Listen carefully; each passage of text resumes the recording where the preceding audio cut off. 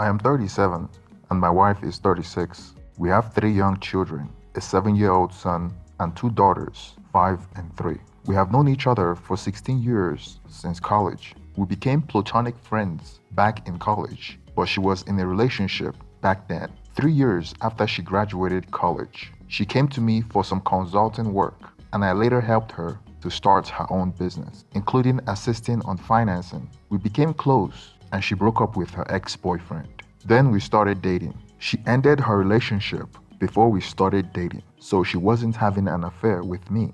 Over the years, after we got married, we had a family friend that was married but was planning on leaving her husband. They shared 2 kids, and she was having an affair with another man. Let's call her Kate. Kate and I have known each other for a while, longer than my wife, but we weren't friends. I introduced her to my wife, and they hit it off. They started getting closer 2 years ago when Kate began having an affair behind her husband's back, and now they're both best friends. During the period Kate was committing an affair, she would tell my wife about it. She would give her play-by-play updates like a soap opera. They would spend hours discussing it and getting all excited like schoolgirls. It was almost like an adventure or some kind of scavenger hunt to them. Really depressing for me to observe. My wife never talked about it with me. In fact, she tried to hide it from me and refused to tell me what they are talking about when I asked her about it. However, I heard bits and pieces of it while she was on the phone. It is hard not to overhear them talking on the phone about it. Kate's affair wasn't just about a quick fling. She was trying to leave her husband because she was now in love with the affair partner. She continued on with her marriage because she wanted to be properly compensated when she finally divorced him, so she was getting her ducks on a row. I didn't hear much, but from the little I heard, they were having an affair on her husband's dime, and I felt bad for him. It was really uncomfortable for me how they were laughing and having fun over trying to break up a family with little afterthoughts of the husbands and the kids. Kate and her affair partner were having excess at the hotel and in their family home when her husband was not around. Sometimes when he travels, she would invite him to her matrimonial home, even while their young kids were under the same roof. I was really upset about this. I felt like I should do something. Although I knew her and she's close with my wife, I don't like her. I merely tolerate her because of my wife, and we weren't really close enough to talk about such matters. Additionally, I couldn't expose her openly. Why? I figured she would be angry at my wife because she would think that she told me about it. Moreover, I had proven that she's a bad influence on my wife, and she might put some bad ideas in her head. And that was exactly what happened. My failure to cut ties with her would come back to haunt me. I have met her husband on several occasions, and we have been invited to their anniversaries and their children's birthday before. He's a nice guy. He made good money in real estate. A stand-up guy, really kind and meek. So I couldn't figure out why she would want to leave a guy like that. Especially when I found out that the affair partner she was cheating with was lower on the socio-economic ladder. From the conversation I heard, she was waiting for the right moment to use the children to financially wrangle him in a favorable divorce settlement and some child support so she could live happily with her affair partner on her husband's dime. I couldn't just sit there and watch this happen to this man. In my state, the law is skewed towards the victim of infidelity in a divorce settlement. I was going to do something about it, but without anyone's knowledge, I decided to send an anonymous letter to her husband informing him about his wife's affair. After I sent him the anonymous letter informing him that his wife was inviting her affair partner to his home when he travels, the betrayed husband was able to stage a sting operation to catch his wife red-handed. He pretended that he went on a trip, then returned back in the middle of the night and busted her in his bed with another man. The affair partner was lucky to escape with his life because the betrayed husband had a gun with him, but didn't use it. Needless to say, the betrayed husband got the better of her during the divorce settlement. In my state, divorce is usually 50-50 unless infidelity is involved. Then the percentage is skewed towards the faithful party. Of course, she was upset about this and cried to my wife about how selfish and greedy her ex-husband was and how he wanted her to be a slave and didn't want to pay her what she deserved, etc., etc. It was a nasty divorce, but the husband came out on top. We sort of cut ties with her ex-husband after the divorce because my wife was more of a friend to her than her ex-husband. But at this point, I didn't enjoy hanging out with her, but my wife does. I didn't bother to tell my wife what I thought about her best friend. I just thought my wife enjoyed the drama and liked talking on the phone, so I didn't see any harm in it. Fast forward about a year ago, Kate was now divorced. Her affair partner was now her boyfriend.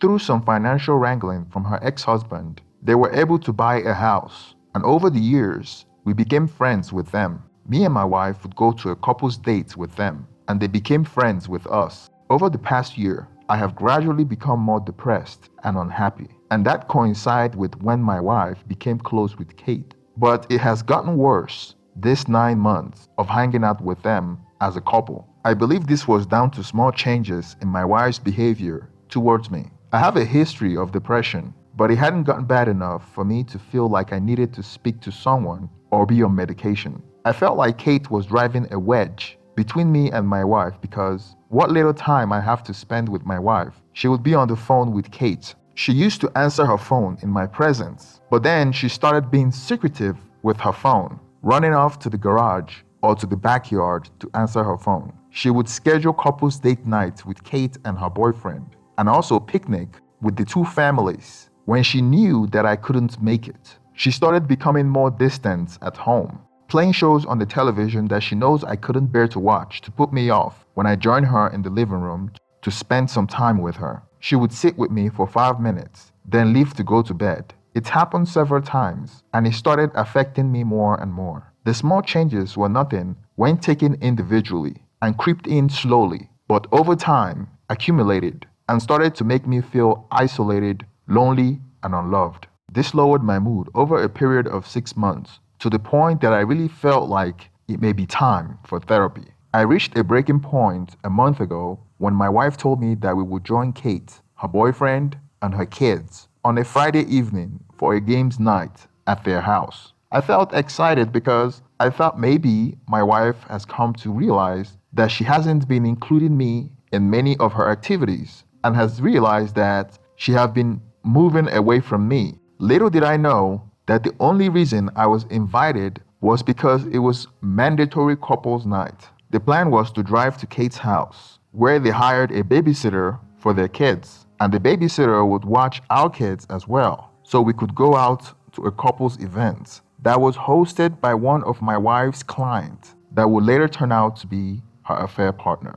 It was a casual event at a restaurant. The restaurant was nice, it was lavish, and all meals paid for. We sat at a 4-seat table, one couple facing the other. My wife spoke with Kate extensively, and Kate spoke with her boyfriend as well. They were all having fun, and never at any moment did any of them turn to talk to me. I felt isolated. I felt like I was intentionally being sidelined from the conversation. I felt ignored. I tried to join in, and it was awkward. Their responses were short, not rude, like the air got sucked out of the conversation, like I just interrupted their fun. After the restaurant, it was a quiet ride to Kate's house to pick up our kids. My wife wanted us to stay at their house for some games, but I told her that we needed to leave because I wasn't feeling well, and I said that in front of Kate and her boyfriend. On our ride home, my wife started blaming me for ruining the night. She made me feel like I was the biggest meathead,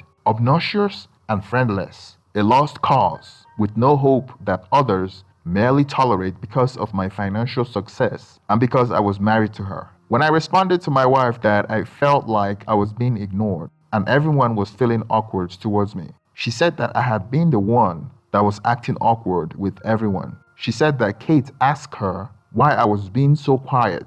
Kate apparently told my wife that I was acting strange and moody and was inquiring if they had done anything to annoy me. I was so low at the moment that I internalized that comment to the point that I broke down when I was alone. I felt like I was perceiving a different reality than everyone else, and my mindset was altering my perception of the external world, creating things that are unreal, and feeling like my wife is distant, and distorting every action she takes as a negative reflection towards me. However, to me, it was clear as day that my wife is being distant from me, We haven't had intercourse in 3 weeks, and she had been rejecting intimacy with me for months now, using one excuse or another.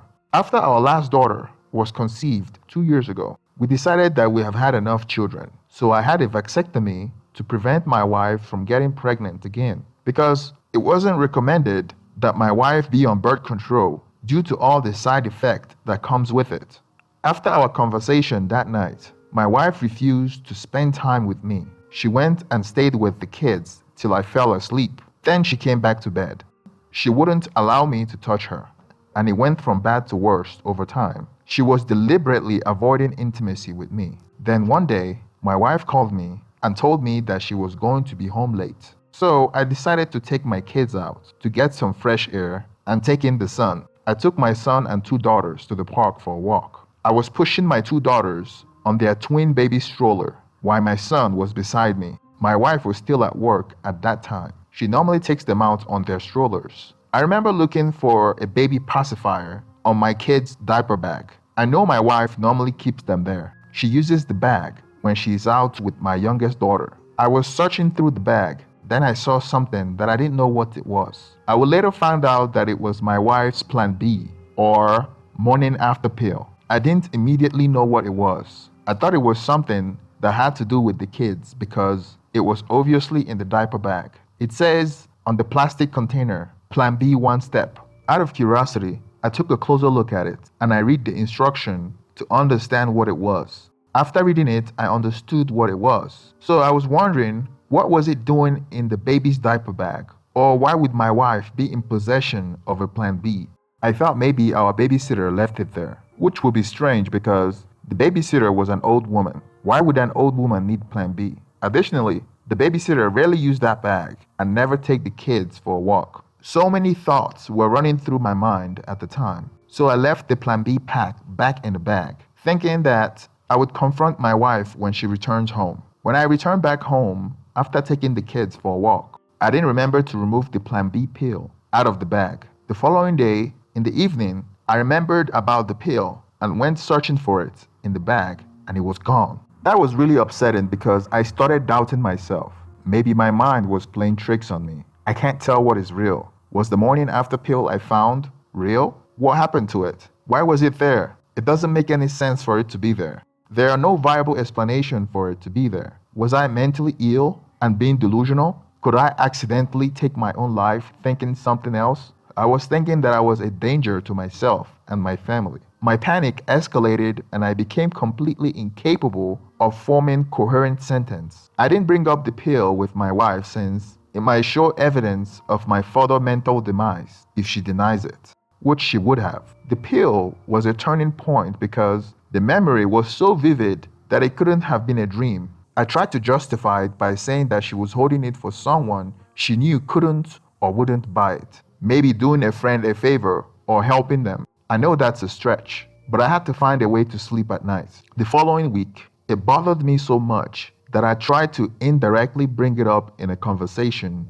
by saying that excess was more fun when I knew she was going to get pregnant. She responded that it wouldn't be for her because she doesn't want to have another child. I replied that she could just take a morning after pill. Then she said that she would need to be going to a pharmacist every day to buy one and be on birth control every day. I jokingly replied that I thought she was already on one, and she gave me a strange look, wondering why I was bringing this up since we talked about this years ago and decided that me having a vasectomy was the best option. I responded by saying what? I asked her directly, when was the last time she took a morning after pill or a birth control? She was confused by the question because she assumed that I already know the answer to that question. She then said that she haven't seen a morning after pill or birth control for years and wouldn't even know what it looks like. Confused at this point with my mind racing, I asked her whether she had taken a morning after pill recently, and she said no, saying that the last time she took it was when she was in the university. As you could imagine, this did nothing to improve my mental health. I went to a massage parlor the following day after work to calm myself down and remove tension from my muscles and try to take my mind off the thoughts that I might be going crazy. It took a bit, but I was able to regain my composure. After 2 weeks of going to therapy, working out, and getting some massage to relax my muscles. I felt like my chemicals were within balance, and it was clear to me that my wife was committing an affair. There were so many dots that I could connect in my mind. The only reason why she was in possession of a morning after pill was because she was having unprotected excess with somebody else. And she recently started answering her phone calls away from me even when Kate calls her, something she wasn't doing before. Knowing how Kate was and how she was speaking with my wife during her affair years ago, I figure my wife is doing the same thing to me as well. This might all be crazy talk, but the only way I could find out was to get hold of her phone and find a way to listen to that conversation. Since I didn't know how to gain access to her phone call, I decided to purchase 4 voice-activated recorder. I installed one in her car, another in my car because she normally drives my car as well, and I installed one in the living room and another one in my backyard where she runs off to answer her calls. It took only 2 days to find a treasure trove of evidence that she was having an affair, and sure enough, Kate was in the middle of it. She knew all about it and encouraged her to continue the affair and find her happiness. After the discovery, instead of feeling sad and more depressed, I felt relieved. I was back to normal. Never felt better mentally in the past 9 months. What I heard on the voice-activated recorder confirmed everything that I had suspected and felt. It showed me the lies I had been told and the extent of which Kate and wayward wife had gone to construct the situation that allowed my wayward wife to meet with her affair partner. It shows them complaining about me and laughing about the affair, just like they laughed about Kate's ex-husband when she was having an affair with her current boyfriend. Kate encouraged her as they were wallowing in the excitement of it all. Kate would say things like, "I don't blame you, sister," and I remember how exciting, scary, and fun it was when I was having a secret affair. After a week of listening to their conversation, it appears that it's been going on for months. There wasn't any time in the conversation where Kate told my wayward wife that she shouldn't do anything and instead talk to me or work out our issues. Kate really became more involved on few occasions and enabled my wayward wife and her affair partner to meet in private. The affair partner had a girlfriend, and they talked about how she has to be very careful so as not to be caught like her husband caught her. On one occasion, my wayward wife, Kate, and her boyfriend arranged a trip to a park near the affair partner's business so that my kids and Kate's kids could have a day out. This was one of those times that I couldn't make it. They planned a day that I would be busy with work and wouldn't notice. Kate and her boyfriend took care of the kids while my wayward wife and her affair partner met. With certainty, I knew she was having an affair while Kate and her boyfriend watched the kid for her.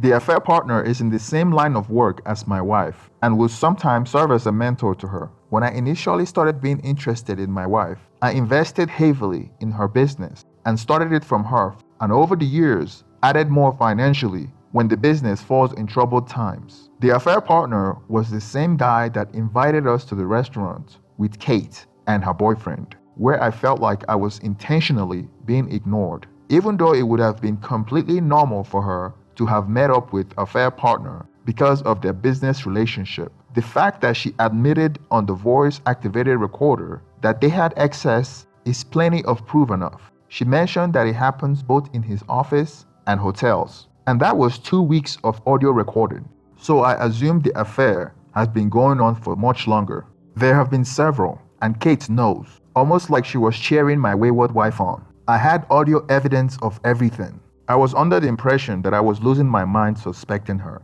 but it turns out that my intuition was correct. I have never hated being right about anything like I hate being right about this.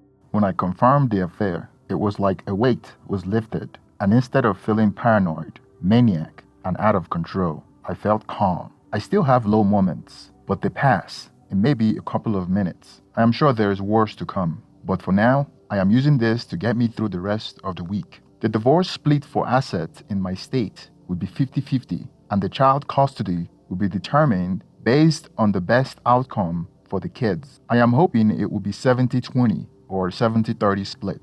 In my case, if I could provide proof of infidelity, I am not sure whether the voice-activated recorder alone is strong enough evidence. The research I have done so far says that it comes down to catching them on the act. And I quote, "Woman, kissing or engaging in other acts of affection." I'm not sure what other acts of affection is defined as, whether recorded calls between her and her affair partner counts as such. But I need to consult a lawyer to get some clarity. I will be patient and play it close to my chest to see if I can collect more evidence so I will have a stronger case. Regardless of a beneficial split, I will still be taking a hit because even though she has her own business, her income pales in comparison to mine. I have always been the breadwinner. She spent most of her income on herself, while mine is used to pay all the bills, including mortgage, for the past 12 years. I helped her set up her new business, supported her, and tried to give her and our kids the best life I could. But she turned on me and started cheating on me. I have a meeting with my new therapist today, and I read a bunch of articles, and they have helped me gain some perspective, though I have barely eaten for the past few weeks since discovery and slept maybe a total of 15 hours. I have told a couple of friends of mine, and they act as support network. I am going to add more, but want to keep the footprint small for now, as my wayward wife have no idea I know. None of the friends I told are mutual friends, so it's easier to control the message. Moreover, I needed people to speak to besides my therapist, because it is tough acting normal around my wife, knowing that she's carrying on an ongoing affair. My plan tomorrow involves removing the kids from the house for a few days, then begin the confrontation in the evening. What shocked me most was the devious deception. Even when I clearly heard her talking with the other man about how he made her feel and how she loves him, she was still telling me she's happy, saying she loves me and wants me to be happy, and she thought that my depression may be flaring up. Last night, I saw her leave the bedroom to answer her phone in the backyard. After about 45 minutes away, she came back and kissed me goodnight, like we always do. Then this evening, I listened to the voice-activated recorder, and she was telling her affair partner how fun it was to have intimacy with him and how boring I was. It was like a stab in the back. She clearly thinks that I'm some sort of cock, and it gives her excitement to see me suffer. In due time, I also plan to expose the affair partner. He has a girlfriend, and I am sure she would like to know about his cheating ways. If everything goes as planned, I will be asking wayward wife to call her and explain. Otherwise, she will be getting a call from me. I want her to not have to deal with her cheating boyfriend as much as I don't. Update: it's been 2 weeks since I have been recording my wife with Kate and her affair partner on the voice-activated recorder. Interesting conversation yesterday. When I was upstairs sleeping, she came downstairs late at night to talk to her affair partner on the phone. I heard her on the recording speaking with the affair partner and was trying to initiate a meetup with him, but he was too busy. Then she told him that, and I quote, "I am unbelievably horny, and if you don't meet me tomorrow, I'm going on Tinder." She said that while I was laying in bed upstairs, and she sneaked out to set a XX date with another man on the phone. Like I'm not even a viable or worthy person for excess. This goes to show that reconciliation is not possible for me to consider, because even when she feels horny and her affair partner is not available, she would rather be on Tinder than be intimate with her husband upstairs. To make matters worse, she followed through on it by going on Tinder to look for men. How did I find out? In another interaction with Kate a few days later, I heard on the recording that she registered on Tinder, a dating site, and she met up with some guy on there. It sounded like it was something she was trying out to get some attention, or to get her affair partner jealous. And according to what they were saying, it sounded like Kate met her current boyfriend there. So not only is my wife having an affair with the other man, she's also having an affair on Tinder. I took all the evidence to my lawyer for some legal counsel, and he feels like I needed stronger evidence of them being affectionate, especially one that shows them holding hands or kissing. On the recording, you can only hear my wife, and based on her conversation, I could tell who she was communicating with. Well, that's not enough because there's room for denying. The voice-activated recorder barely falls under the umbrella of affectionate because it will sound to an unbiased listener as a one-sided conversation, but with additional evidence of kissing or holding hands or something of that nature would create a stronger case against her. the lawyer gave me the contact of a private investigator that has experience with things like this, and he is trusted by the court and has testified on the stand before. And he wanted me to contact him so he can get some pictures of them together. The downside of the voice-activated recorder is that it takes up to 24 hours for me to get a chance to listen to their conversation. It would have been great if I could get something in real time so I can react to their meetup location. When I got home from the lawyer's office, I called the private investigator. He requested everything from my wayward wife photos to her daily schedule and her license plate number. Additionally, I told him everything I knew about her affair partner. It was really challenging to not confront my wife at the time and act normal around her while she continued an active physical affair with her affair partner. It was difficult to stay calm, to smile, and act normal when you knew your wife had just come back from downing another man's Johnson. I continue to see therapy, have a close group of friends that I speak with. Going to the gym and getting frequent massage helps keep me calm. My plan for confrontation is to, number one, I will explain she has ruined our marriage, destroy all trust, and etc. Number two, I can't imagine her ever voluntarily offering to cut Kate out. But if she offers to go no contact with a affair partner, I may suggest that is not enough and that all enablers must go and see if she gets it. There is so much to think about and so much unpredictability. 3. I would tell her to call the girlfriend of the affair partner and confess to her about the affair. I know she would most likely refuse, but I would try. Update. It's been 3 weeks since the private investigator started following my wife, and he has captured my wife visiting the affair partner's shop once. I suppose the affair happens at his shop. Not sure if that's strong enough evidence because he's one of her clients and would be considered normal for her to visit his shop to meet him. However, the private investigator did his best without going into the shop. Not sure how long I can go on pretending like this. It's not good for my mental state to act normal around her. I may have to take a chance by confronting her if the private investigator doesn't find anything by the 5th day. Update. Great news, sort of. I have been waiting on the private investigator to make progress besides capturing her going to his store.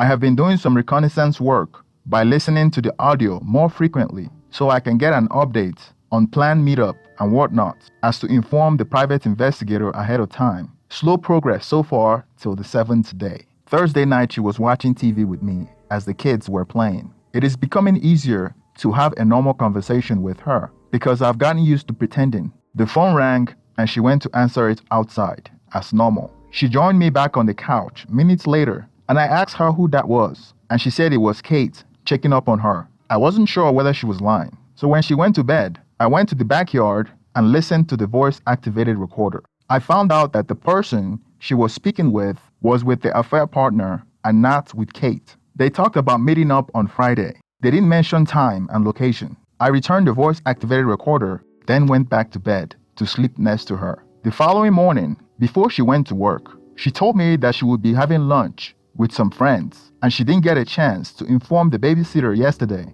and she was asking if I could babysit the kids and tuck them to bed because she didn't know what time she would be coming home. I agreed, and she said she loves me before she left the house. That was my cue to know that she was meeting up with the affair partner after work that day. I informed the private investigator to be on her tail. I was thinking that 3 weeks since affair discovery, I now have a chance to capture some conclusive evidence of the affair so I can close this show. I was treating her with the same deceit and gaslighting that she has treated me over these past months, saying that she loves me while she was having an affair behind my back. That Friday, the private investigator captured what he considered was enough to use as proof of infidelity. It was her and her affair partner going to a restaurant after work. I was supposed to be babysitting the kids at home while she goes on a romantic date with him. They came on separate cars. At first, everything looked innocent. They weren't holding hands when they were heading to the restaurant. Looked like a professional meetup,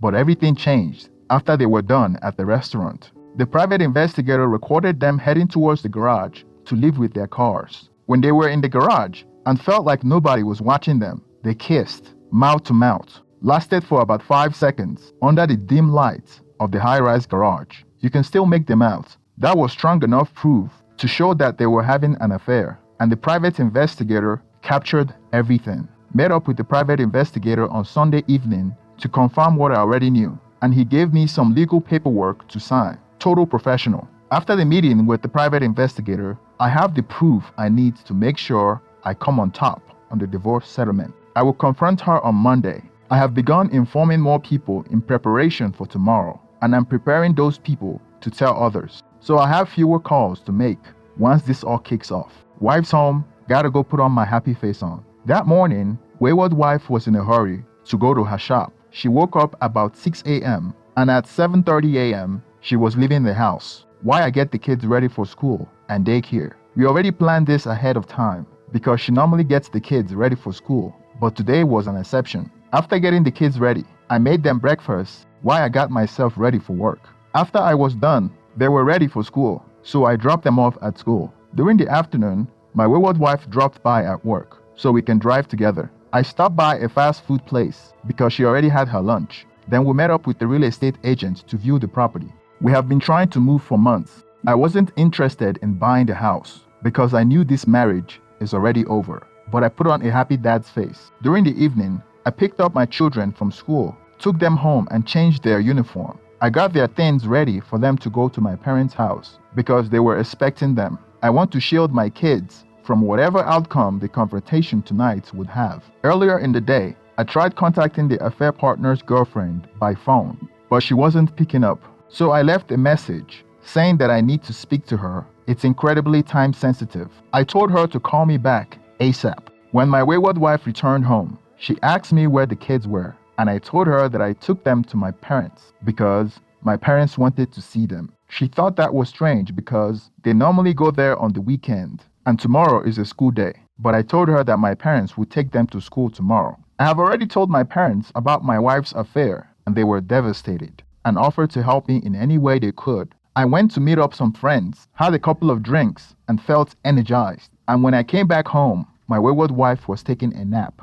I activated my phone recorder for both video and set up a backup voice-activated recorder and hid it in the living room. Then made 2 cups of tea and sat it on the living room table. I woke her up. She asked me what I wanted, and I told her that I needed to speak to her in the living room. The stage is set. It took her about 5 minutes to arrive in the living room, but I already sat down, waiting for her. I had the camera turned on my phone, and the voice-activated recorder was on as well. As soon as she sat down, I stared at her for a few seconds as she wonders why I was staring at her. I asked her if she loves me. She said yes, of course. I asked her if she loves our marriage. She said it's the best thing I have ever done, and I'm so happy. I asked her if she loved the home that we lived in and what we have built for our family. And she said yes, we have done beyond our expectation, and she loves everything we have. Visibly irritated, she asked me where I was going with all these questions. She was sitting on the sofa with me, so I moved closer to her and asked her to tell me about her affair partner. I mentioned him by name. She asked me what about him, that I already knew who he was. He was the guy she's done some work for and occasionally texts for advice. I repeated the question one more time, adding that I want to know the specifics of their relationship. And she just kept saying either he's an advisor and has helped me learn the business, and I don't know what you want me to say. This was the most frustrating part, going around in circles. I could see it was going nowhere, so I asked her when she last saw him. Bear in mind, the private investigator already captured her on camera, meeting him at his shop twice last week. Plus, she went to dinner dates with him and kissed him in the parking lot on Friday. And she speaks with him almost every day on the phone. She said she had last seen him 2 months ago at the restaurant she invited us to, which he attended with his girlfriend. I asked her if she was sure. She said yes. Then I asked her, what about on Friday? And she said, oh yeah, I saw him briefly then. Mind you, they had dinner at a restaurant and made out in the garage. Then went on, circles of lies and trickled truthing. It took 2.5 hours of me asking specific questions and referring to an excerpt of the evidence that I had created in order to spot her lies before I managed to get some semblance of coherent answers from her. It includes the fact that they had met up and had excess. She had been exchanging pictures and flirting, and that Kate has been enabling her and covering for her. It's astonishing to see how delusional someone can be. Even when I told her I knew the truth, she lied. I've never seen this before. Throughout the confrontation, I was cool and collective and didn't lose patience because I was already a few steps ahead of her. I asked her rhetorical questions that I already know the answers to and set traps for her to lie about. And when she lied, I corrected her with known facts.